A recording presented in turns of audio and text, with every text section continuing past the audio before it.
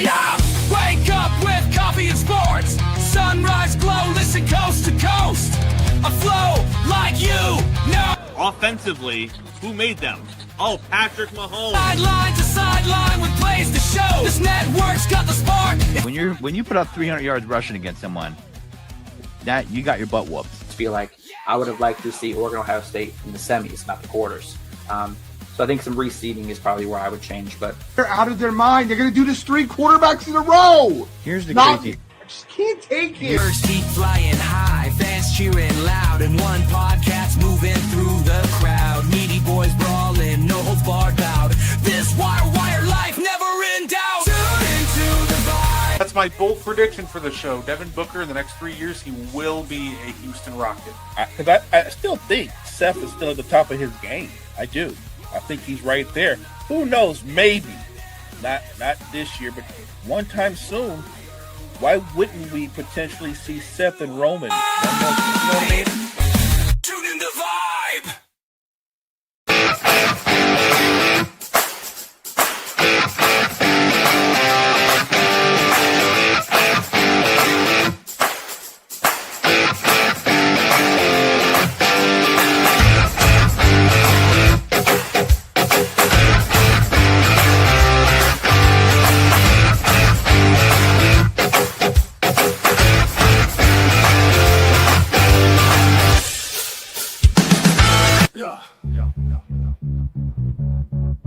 Garid3 on the mic tonight. News coming in left and right. Oh, better with the latest fight. Gene's got that insight tight. Champions rise and they fall. Wire to wire, got it all. Every move and every brawl. Tune in for the curtain call. Wrestling talk all night long. Catch the latest match and song. Ring the bell, let's get it on. Every story bright and strong. In the ring they clash and roar. New rivalries and so much more. Titles change and legends lore. Hey, what is poppin', yo? It is your boy, Garid3, and welcome to the Meaty Boys podcast. Of course, I got 2 very special guests from Brew City Wrestling.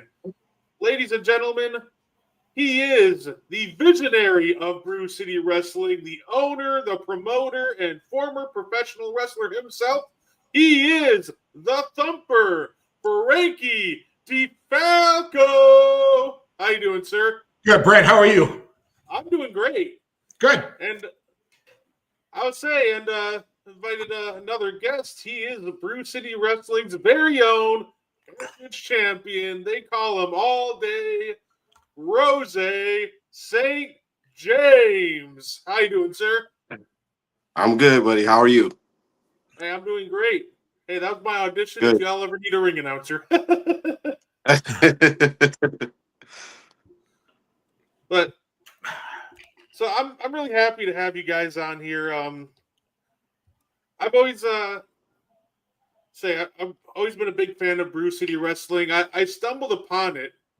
It was always a fun story because I went to I found it in a flyer on a quick trip in a gas station around me, and I decided to went with the whole family, went with my grandparents and mom, and we've been kind of in love with it ever since. Been going for a couple of years now, so like I said, I love having you guys on here, so I definitely appreciate it. Thank you very much, Brett. So I just want to start at the beginning. How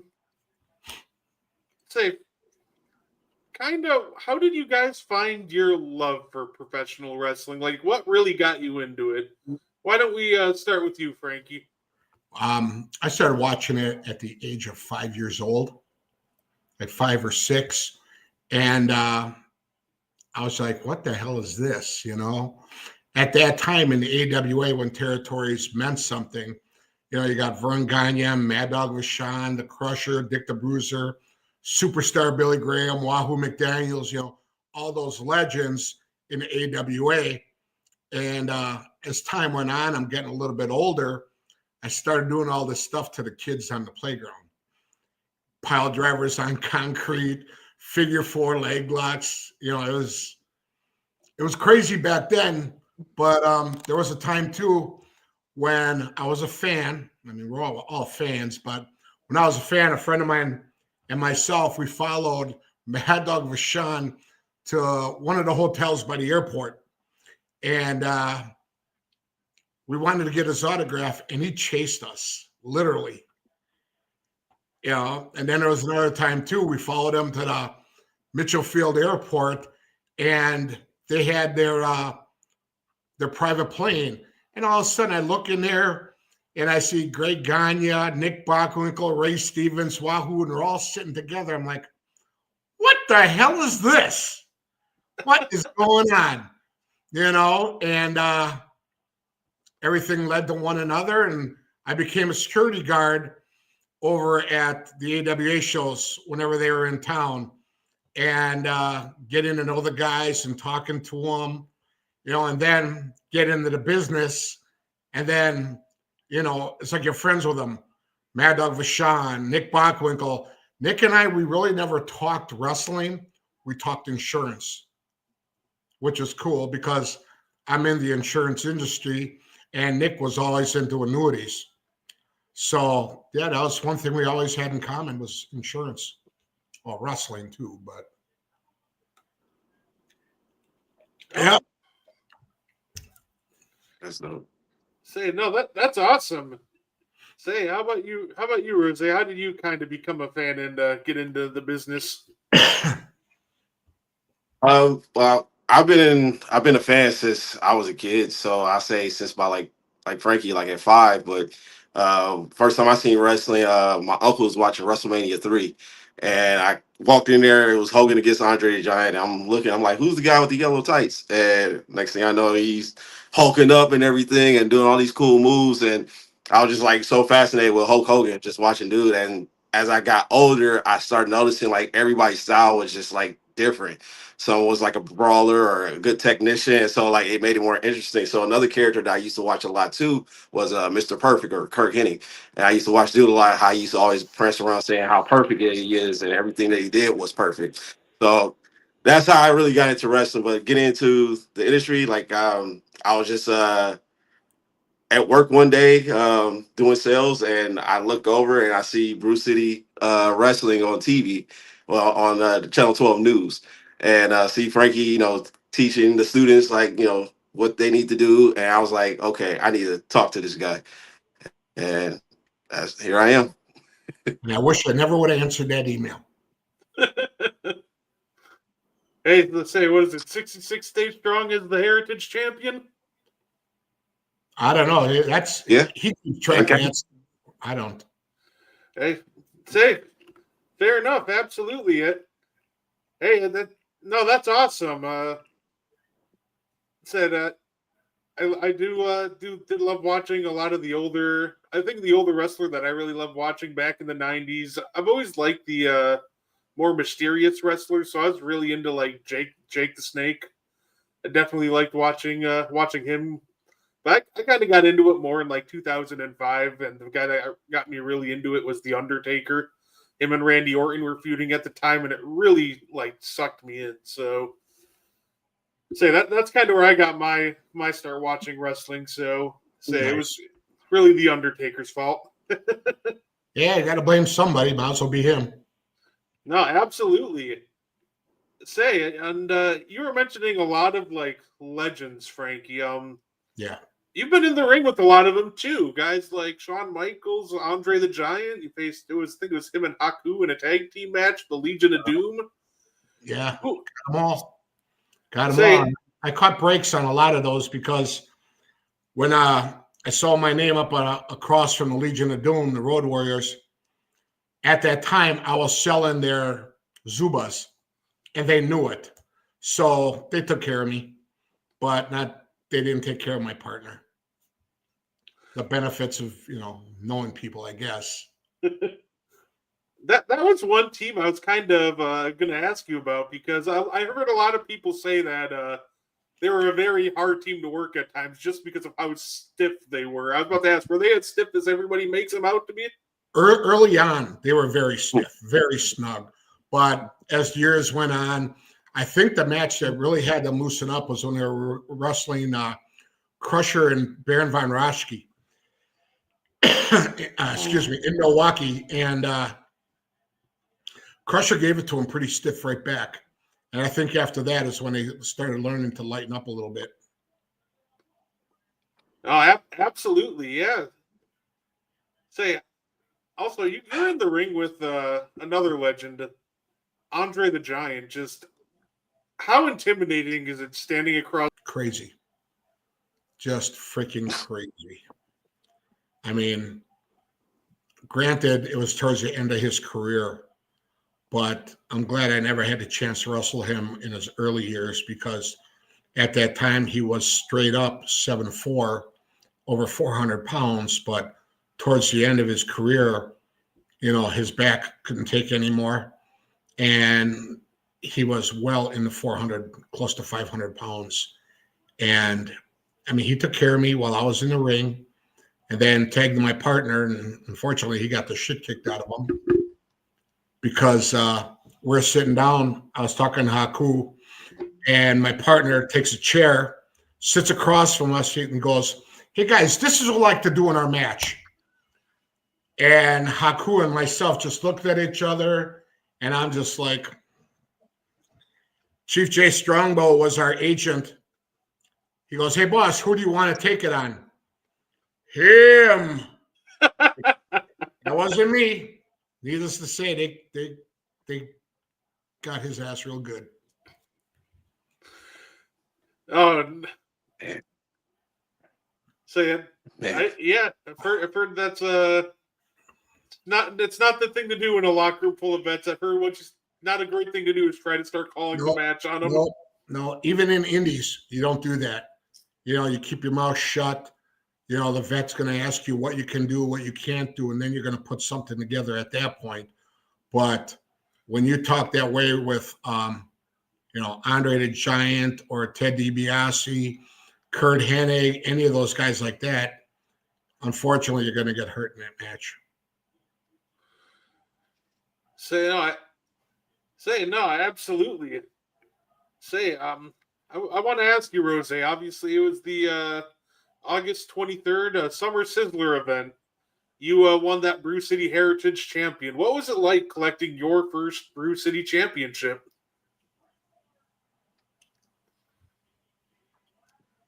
Ro-Zay, I'm sorry, I didn't hear you. Oh, that's okay. No, I didn't hear you breaking up. I'd say at the Summer Sizzler event in August, you won that Brew City Heritage Championship. How was it for you to win your first Brew City Championship, and what does that Heritage title kind of mean to you? It meant a lot. Just all the hard work that I've been putting in. You know, the constant training. You know, the late nights of film studying, and just going to the gym. So when I finally achieved that goal, it was just like, man, that the hard work is coming off. It really paid off. Yeah, no, that's awesome. Took out CJ Cole in that match. Do you have anybody on your list of victims for who's got next? It's quite a few of them. We really need to go ahead and I'm not even going to talk about them, But the main one I really been having my eyes on is Chucky Bates. The guy is pretty popular out of the Midwest. The guy gives me a run for my money the last few times that we have wrestled, and mostly at camp. So I think we can pretty much tear the house down for a match in front of the Brew City crowd. On November 15th, Ro-Zay is going to be in a fatal four-way where he's going to be taking on the real Ryan Roberts, Josiah Vatsana, and Jack Sirius. And all of this is brought on from the last show last weekend, in fact, when Ro-Zay couldn't handle the tough cookie that Ryan Roberts was giving him. So me being the promoter, now it's going to be a fatal four-way. And Ro-Zay, I'm sorry, but if you lose the title, don't come crying to me. You brought this all on yourself. The more the merrier. Just gonna be another easy win for Mr. All Day. And I don't know why Mr. Roberts is in the picture. He's not even in my league. Well, you know why? Because he had you beat last month. No, he did. He had you beat. We did. Okay. He didn't. We'll see what happens November 15th. Live at the Elks Lodge in Waukesha, Wisconsin, 2301 Springdale Road. Get your tickets at brewcitywrestling.com starting next Wednesday, November 5th. Watch Ro-Zay lose his title to one of those three guys. If he continues holding on to it, he's blessed. And maybe I'll get my respect from you too. Being not one, two, but three guys. Maybe I'll get my respect. Maybe. All right. Maybe. So I'm gonna hold you to that. Yeah. I'll say, make sure November 15th, Brew City Wrestling. Make sure you get tickets. It's always a great show. It's always a fun time. Other notable talents, they crowned a new world champion too at the last show, Big John Crawley, in a great no disqualification match. So, like I said, it's always a fun time when you go check out Brew City Wrestling. So, thank you. I do kind of want to ask, right? Because we've seen a mixture of, I don't want to call it like more modern wrestling, but you see like nowadays when you turn on the TV and watch wrestling, you see a lot more what people almost like to call spot fest. We're just going from one spot to another without as much like old school storytelling. Like, right? How do you like try to blend those two styles together? What's your kind of philosophy on putting together a match? The younger talent, they like doing the spot fest, you know. But in my eyes, there's no storytelling there, no psychology, no theory in a match.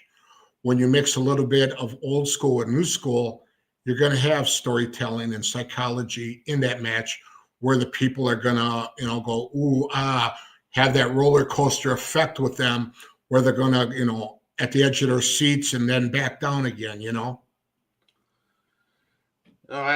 Absolutely. Say, because I know AEW does a lot of more spot fests where you'll catch their more storytelling in WWE. So I've always kind of like been kind of torn because I've always liked them like more in the middle, like a mixture of both. But yeah, no, I completely agree with you. Yep. Yeah, there's WWE. Sometimes you'll see a hold or two, just to kill that time, where there's going to be some story told out of that. But unfortunately, on Wednesday nights, you're never going to see that. When you got the Young Bucks and some of those other kids on there, just flippity floppity all over the place. I get blowed up just watching that stuff. Say, Ro-Zay, what do you? I'm guessing you prefer do you prefer like the more old school method of like maybe slow it down and tell more of a story, or kind of like the newer definitely style? Yep. Yeah, most definitely old school. Anything from like the 70s, 80s, definitely the 90s, early 2000s. If I'm going to look at like current stuff, I watch a lot of NXT. It depends who's wrestling on AEW. I'll look at them, like if it's like Samoa Joe, but he's about to retire, or Swerve Strickland. I like those guys a lot. They tell a pretty decent story. I mean, depending on who they actually wrestling though too. But yeah, definitely.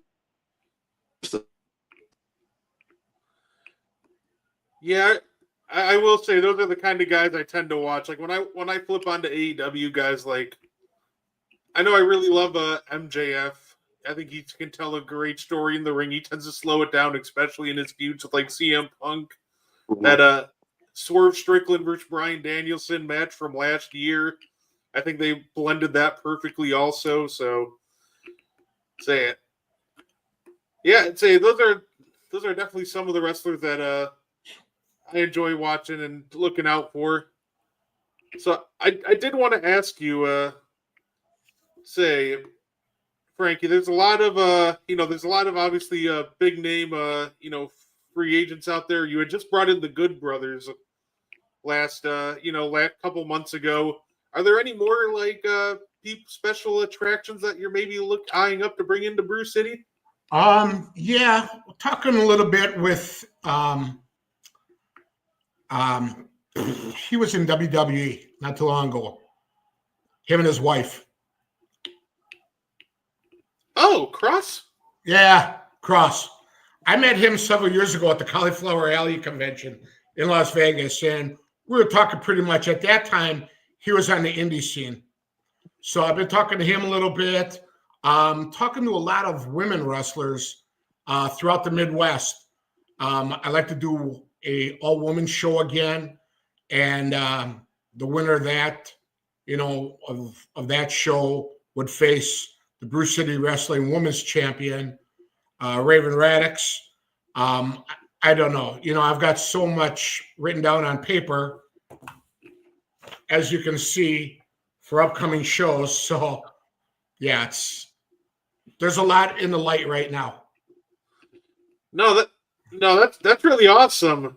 Hey, there you go, Ro-Zay. Maybe that's your next challenger for the Heritage Championship. Do you think you could take Cross? Oh, yeah, I would love the challenge.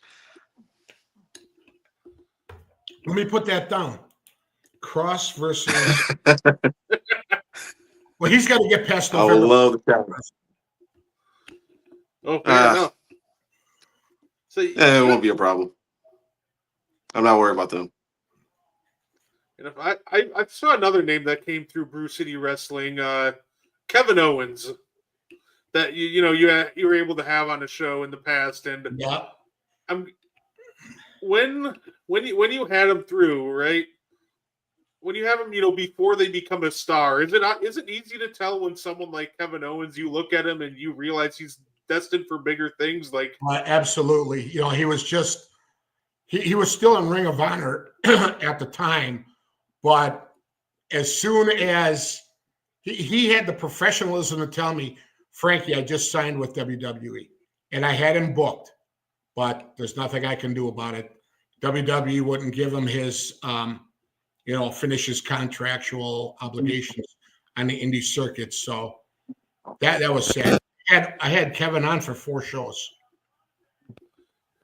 Say that's awesome. Say it's one of those things that it feels like with him, you could just tell. Like when I first saw him in NXT, because I kind of missed his Ring of Honor days. My first introduction to him was in NXT when he attacked Sami Zayn. Oh, yeah, and you can kind of just tell immediately, like, yeah, there's something special about him. The way he just talks and conducts himself is just so different from everybody.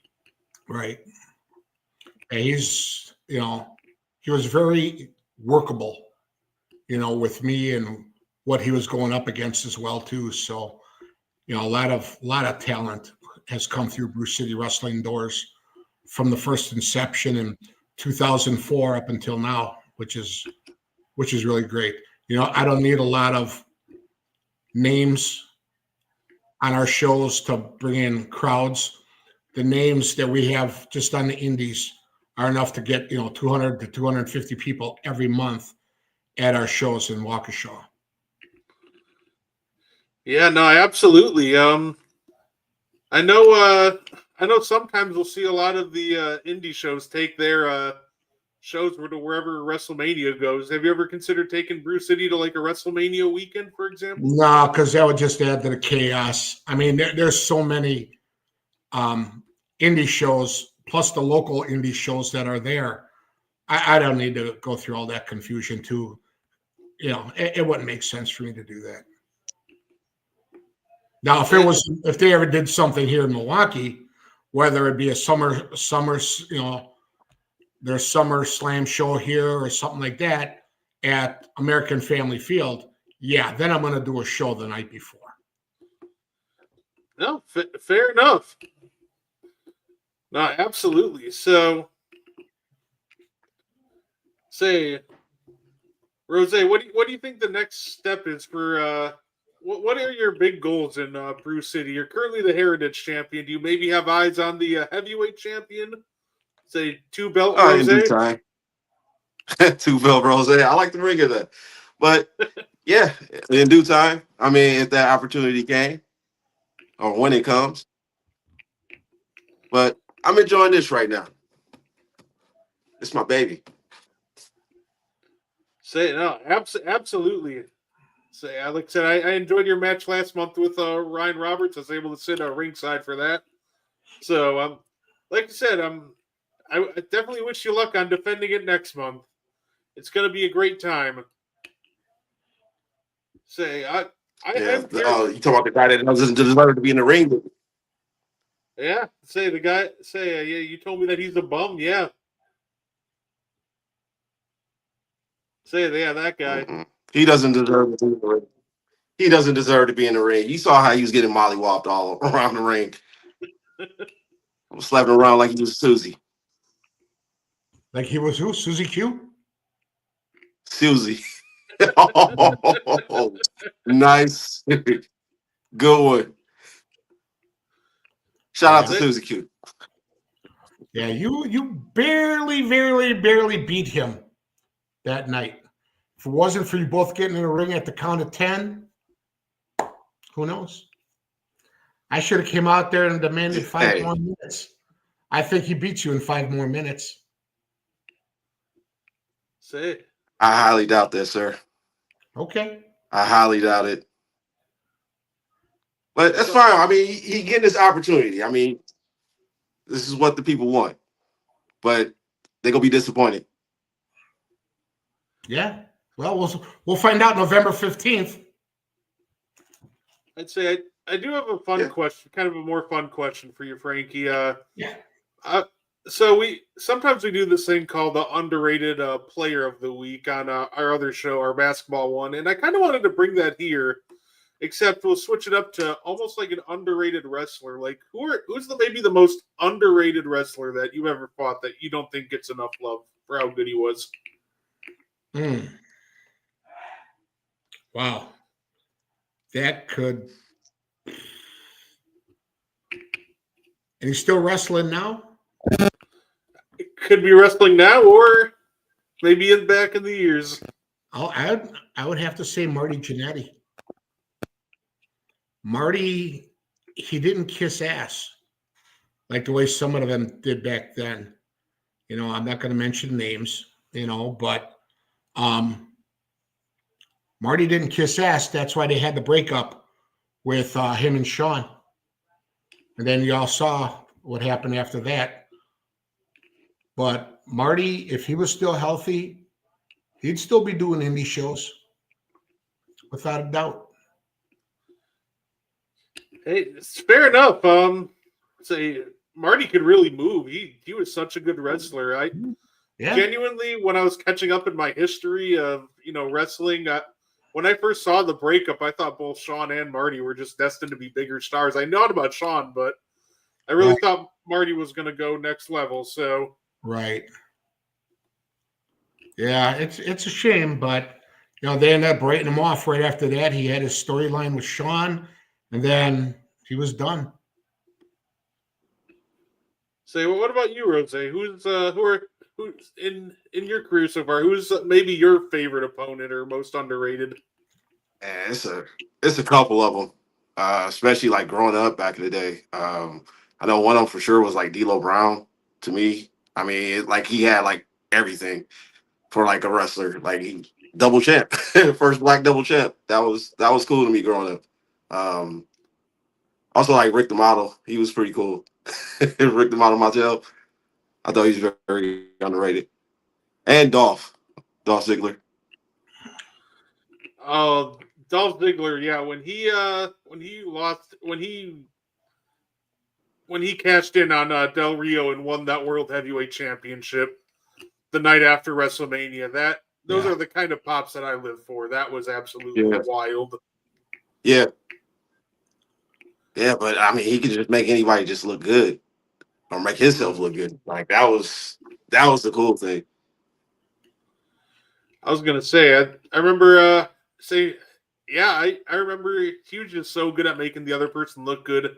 Almost like maybe one of the better examples of that was making how great he sold the spear and jackhammer from Goldberg in that SummerSlam match. Oh man, that was crazy. He made it look like Yeah. he got split in half. Yeah. Or the RKO from Randy when Randy having the power bomb and he flipped him over to an RKO. That was cool. No, absolutely. I would say I know. Like I said, I know one of my favorites definitely. I love the creativity of Bray Wyatt was one of my second favorite wrestler of all time. I know I loved his creativity. Just he was just such a great watch every week. I don't know how he came up with so much like new content every week and somehow all those different promos. It was just truly amazing to watch. Yeah, to me that was always cool with Bray, especially like looking at his documentary, how he just constantly kept reinventing himself along with the Fiend. Even around Halloween, you still see a lot of kids dressing up as the Fiend, which goes to show that the fans really, love Bray for his ingenuity about his gimmick and everything. Yeah. Yeah. No, absolutely.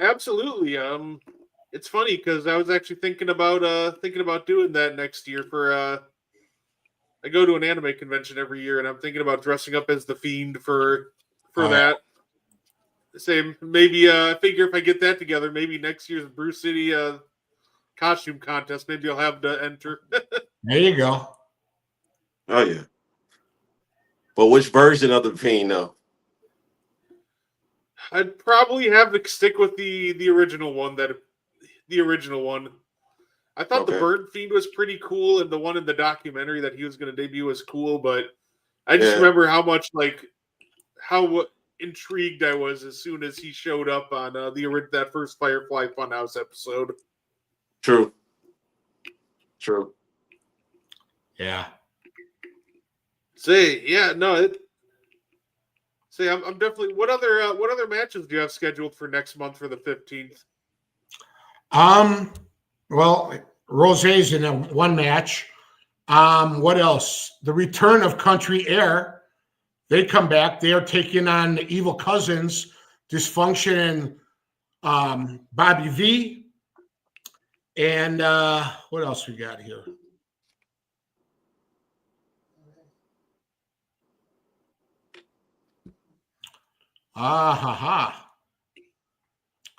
Brandon Blaze takes on the Sinister.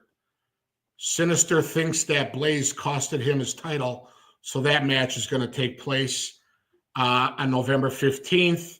Gunnar Wicks will get a title shot against Big John Crowley for the Brew City Wrestling World Heavyweight Championship. For the Brew City Wrestling Tag Team Championship, Caribbean Arrogance will take on Raven Radix and a partner of her choosing.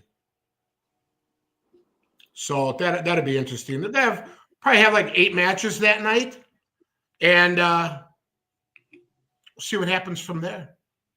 Everything's happening right now for the road to Rise to Honor 22 years of Brew City Wrestling.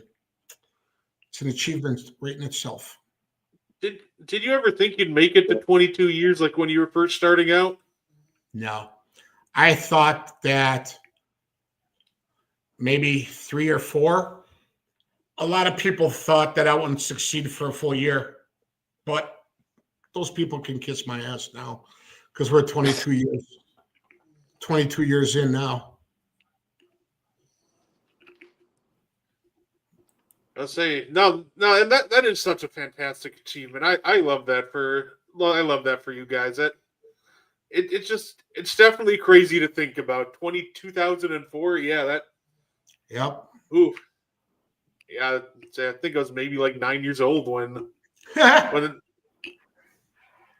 say, yeah, I was like 9 when you guys started Brew City. So yeah, that's awesome. I'm really happy for, like I said, I'm really happy for that. As soon as the my next time off calendar gets put up, I'm definitely going to put in to try to get off for that. Yeah, we got November 15th, then December 13th, then January 24th is Rise to Honor 22. Okay. You know what? That's actually good to know for December 13th because I'm already put it off for that day because it's there you go. Say between Brew City and John Cena's last match, it's going to be a great day for wrestling. Oh, absolutely, absolutely, it is. Yep. Say what? I gotta ask because it's been quite the controversial topic almost. John Cena's retirement tour definitely had some ups and some downs. What do you guys think of John Cena's retirement tour so far? Since we're pretty much at the end of it. Go ahead, champ.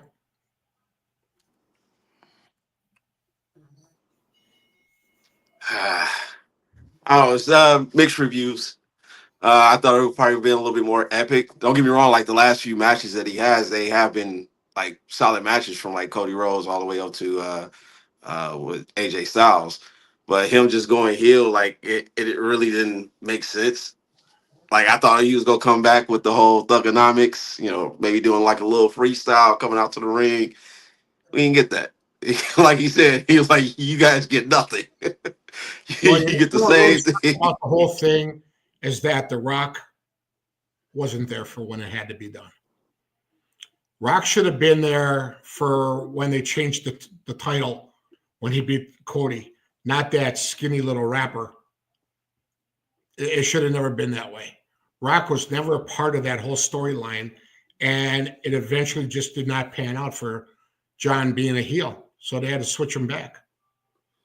I would bet 90% of that has to do with The Rock not being there. Because The Rock could have been there, to help with a lot of that stuff. Wasn't so. And then, of course, The Rock's comments that he did on, social media and everything. Yeah, Rock is a selfish prick, is what he is. His comments were so interesting when he did that. When he was just all, well, that's not the way I would have booked it. Like, if you're going to be part of the initial turn, you should have been there at WrestleMania. Exactly. Just because he's on the board for TKO, he thinks he can do whatever he wants. It almost. Yeah. It almost feels like if they would have just had the turn happen at WrestleMania and him kind of do it organically by himself. Right. Because I actually thought there was a lot of people really hate on it, but I thought there was a lot of great stuff in the middle. Even the stuff with Cody Rhodes when they were just focusing on, him and Cody and not so much the Rock and Travis Scott stuff. I thought there was a lot of great stuff that came out of that turn, but it was that rapper, what's his name? Travis Scott? Yeah. He punched Cody in the eye. Ends up getting a black eye.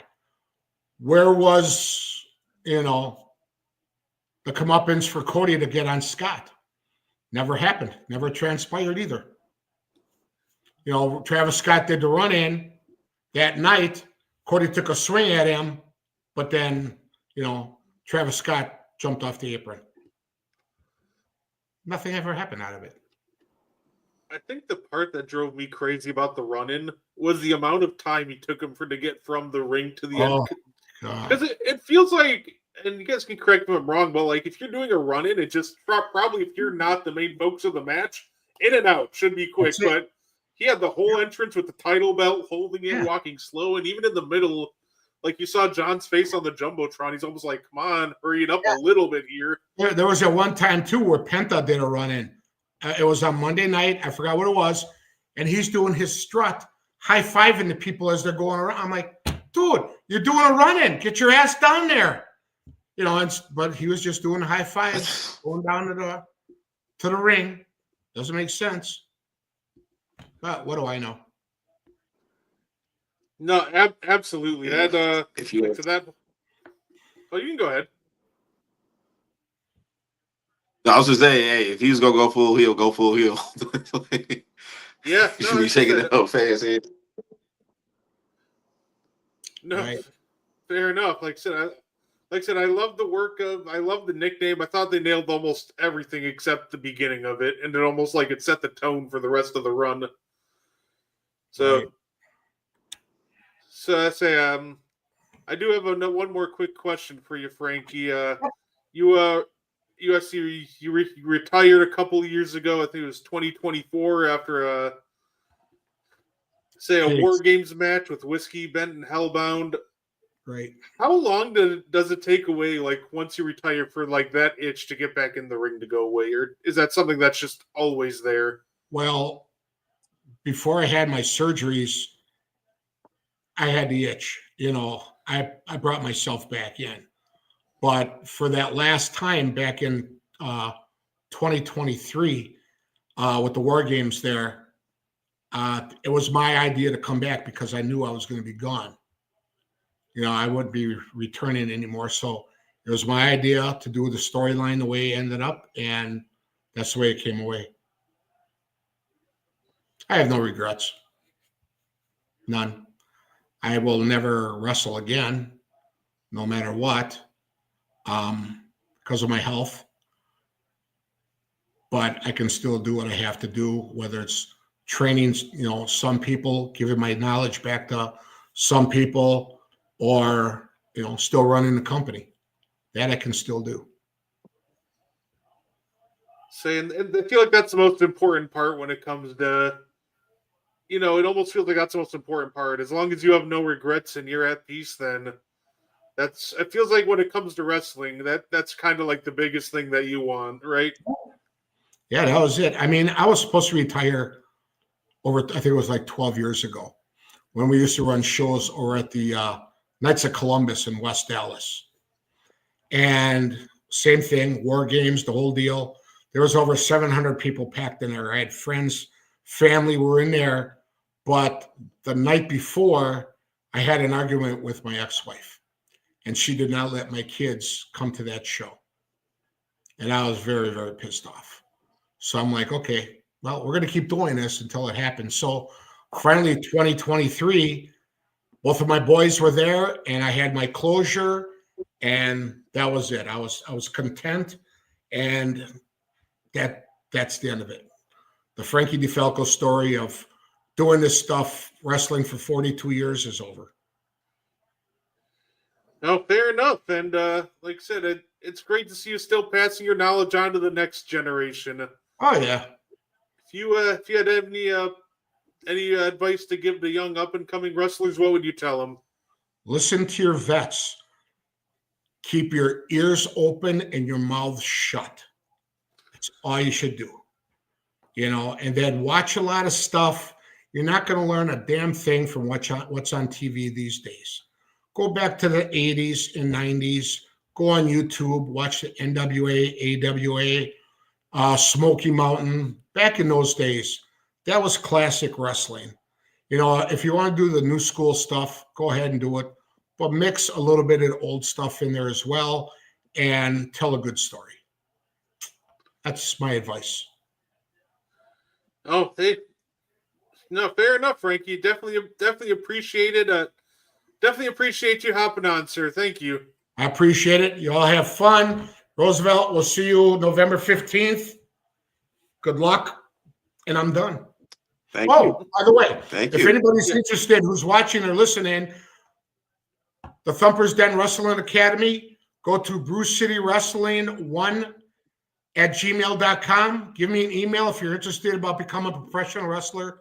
We have over 50 years of professional wrestling knowledge, so I'm sorry. It's 65 years. I forgot Tom Stone and Angel Armani help out there also, and they've got a lot of years as well, too. So Brew City Wrestling 1 at gmail.com. Brew City Wrestling, check it out. The Thumpers Den Wrestling Academy if you want to become a professional wrestler. Brett, are you signing me out of here, or what do I have to do? Oh yeah, I can sign you out of here. Good. All right, have fun. Take care, guys. Take care. All right. Thanks. All right, boss. All right. Yeah, but while this is still recording, want to send a special shout out to my boy Reggie Harvey, Patrick Davis, Cynthia Jeffers. Those guys are very important to me, so I just want to send a special shout out to them. No, fair enough. Say, do you have like a specific of time frame you're looking at for like how long you want to wrestle, or like a number in mind, or is it just kind of you want to go until the wheels fall off? A little bit of both. I mean, I'm trying to do it as long as I can. Long as I can. No, fair Just have enough. fun. Yeah, just have fun with it. Travel, Yeah. wrestle against the guys that are a little bit more knowledgeable than me when it comes to wrestling. But yeah, I'm trying to do this as long as I can. So yeah, no, that's fair enough. It's great. Can you see 42 years is a long time? Do you think you could wrestle for 40 years like Frankie just said that he was able to? That's a long Probably, time. yeah, probably not that long, but probably not that long. But I'll try to do it as long as I can, as long as my body can hold up and continue to, eat right, stretch. I do a lot of stretching I, before and after shows. I was just about to kind of ask about that because say what kind of training and like dieting goes into being a wrestler? So with training, man, when training is sometimes brutal, especially when the boss is there. We get there, of course, we stretch, and we pretty much run around the parking lot. We do like about like 3 laps, and it's usually like that last lap we got to sprint to the finish line, and then after that we'll get somebody, put them over our shoulders, and then we'll like walk to one end and then come back. We'll do that like 2 or 3 times. So that's just to get the blood flowing. Then we go in the ring and we just do our drills that we normally do. By that time frame, our legs are kind of like linguini because after the drills, we do like squats. We do like 200 squats, 200 sit-ups, and then we start training, like real training. Yeah, I can't even imagine that. Cardio is my weakness. It's funny because I used to lift weights quite often, but yeah, I was never a good cardio. So just like you telling me warm up of running around the building 3 times, and Yeah, yeah, yeah, that would get me.